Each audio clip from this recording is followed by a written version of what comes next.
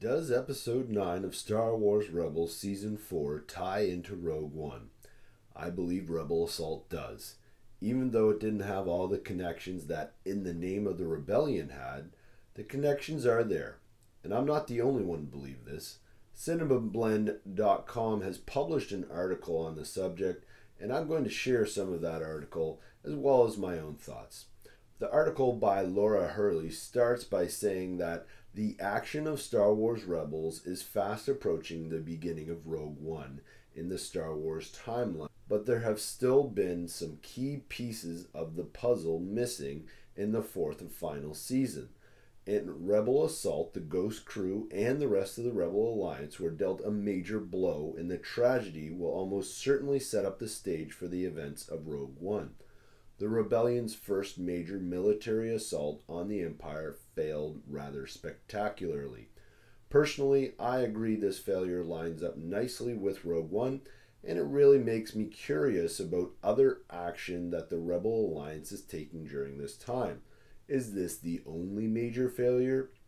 What other planets besides Lothal are they attacking or defending? But let's continue with the interesting article.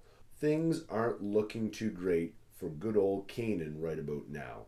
Somebody definitely would have mentioned Kanan to Luke in the original trilogy if Kanan was still around. And Kanan isn't the type to just quit the rebellion, especially since we know Hera will still be around circa Return of the Jedi. Mon Mothma and Bail Organa also sent for Obi-Wan in Rogue One when they decided they needed help of a Jedi. And that wouldn't have been necessary if Kanan was on hand still. Kanan's fate has never felt so dire as in the aftermath of Rebel Assault. My thoughts are similar to Laura's on this. Things aren't looking good for Kanan. I think the only question here is, who is he going to sacrifice himself for?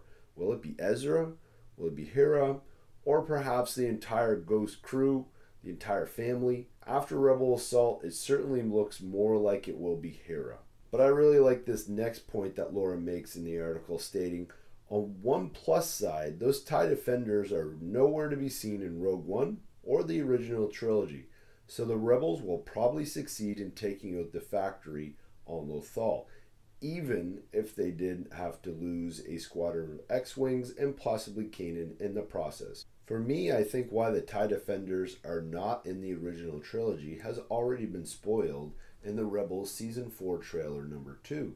The TIE Defenders project will be cancelled and all of its resources will be diverted to the Death Star.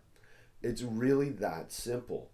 That has been alluded to several times by Dave Filoni, once at Fan Expo Canada and once during Rebels Recon. Another big connection between Rogue One and Episode 9 Rebel Assault was the hidden fact that Hera is now a general. Like, what the heck? Where did that come from? I'm really hoping we get some backstory on this. Otherwise, it seems pretty lame that Hera got a big promotion and we don't even know why. Well, I guess whether it makes sense or not, it is another connection with Rogue One. But on a completely different note, Masher shared a funny point in the comments of my Rebel Assault episode.